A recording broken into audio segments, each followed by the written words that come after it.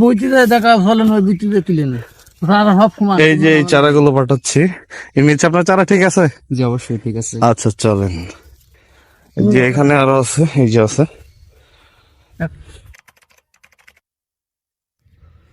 তো দর্শক এই দেখতে পারতেছেন, এটা হচ্ছে লতিরাজ যশোরের বাড়ি একের জমি। এটা চাষ করার জন্য জমি লাগবে যে জমির পানি ধারণ ক্ষমতা ভালো আছে। একদিন পানি দিলে 4 দিন 5 দিন পরে পানি দেওয়া দিলে রস থাকবে, এরকম জমিতে এই লতিটা চাষ করতে পারবেন।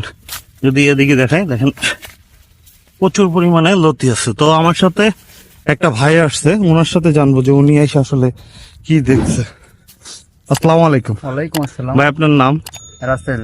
রাসেল ভাই, রাসেল ভাই কোথা থেকে আসেন? আমি এসেছি মশপুর থেকে। মহেশপুর চৌগাছা থেকে। জি আচ্ছা, আপনি তো আসছেন এই যে লতি কচুর চাষটা দেখতে এবং চারা নিয়ে যাইতে। জি। তো আইসা কি দেখছেন?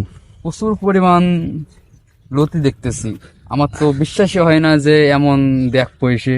আচ্ছা, আপনি আমার তো বিশ্বাস হয়নি, এই জন্য আমি আসছি। এসে দেখছি তো অবাস্তব লতি ধরছে।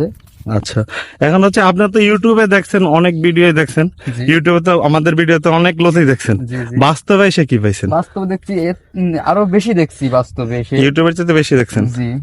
আচ্ছা দর্শক, এই যে দেখেন উনি দেখতেছে এই যে লতির অবস্থা, আর ওনার চারাটি আমরা দেখাবো যে কোন চারাগুলো দিতেছি আপনাকে। চারাগুলো তো আপনি দেখতে আসছেন। জি।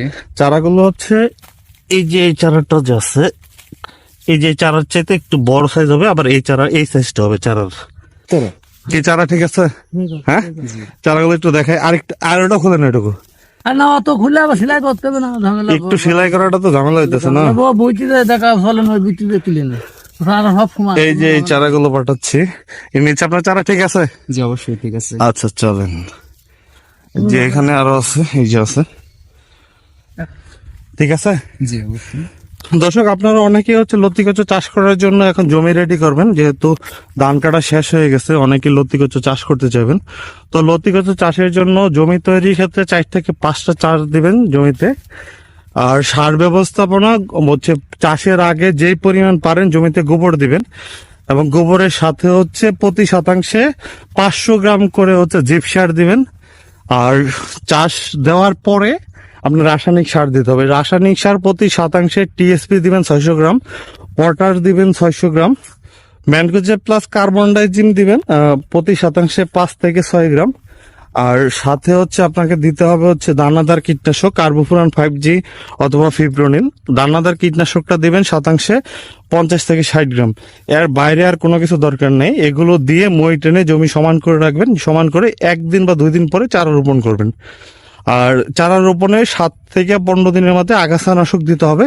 চারা রোপণের পর থেকে আপনার সবসময় প্রায় 15 দিন পরিমাণ পানি যাতে না শুকায় জমিতে, সেই ব্যবস্থা রাখতে হবে। পানি শুকাইলে আগাছা গজে যাবে, আর আগাছা গজায় গেলে আপনার হচ্ছে জমিতে আর আগাছানাশক দিতে পারবে না। তো অবশ্যই আগাছানাশক দেওয়ার জন্য জমিতে হচ্ছে 15 দিন পর্যন্ত পানি রাখতে হবে। আর ইউরিয়া সারের সাথে আগাছানাশক মিশিয়ে আপনার হচ্ছে জমিতে ছিটাই দিতে হবে। অনেকে বলেন এই জাতের লতি লম্বা হয় না।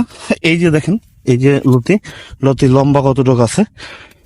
তো আপনারা অনেকে বলেন যে লম্বা হয় না। এই দেখেন এই লতিগুলো কিভাবে লম্বা হচ্ছে। এটা 18 ইঞ্চির উপরে আছে লতির সাইজ।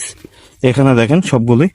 তো আসলে পরিচর্যা ঠিক করলে আপনি ভালো ফলন পাবেন, আর যদি পরিচর্যা না করেন ভালো ফলন পাবেন না। সেটা আপনার গাছ হোক, আপনার সন্তান হোক, যেটাই বলেন সবার ক্ষেত্রে এক। তো ভিডিওটা এ পর্যন্তই। আর যাদের হচ্ছে ভালো মানের চারা প্রয়োজন, তো স্ক্রিনে দেওয়া নাম্বার আছে, নাম্বারে যোগাযোগ করলে চারাটা পাবেন। আর যারা কচু চাষ করতেছেন নিয়মিত পরিচর্যা করবেন আর দেখাশোনা ঠিকঠাক করবেন, ইনশাল্লাহ ভালো ফলন পাবেন। তো ভালো থাকবেন, সুস্থ থাকবেন, আল্লাহ হাফেজ।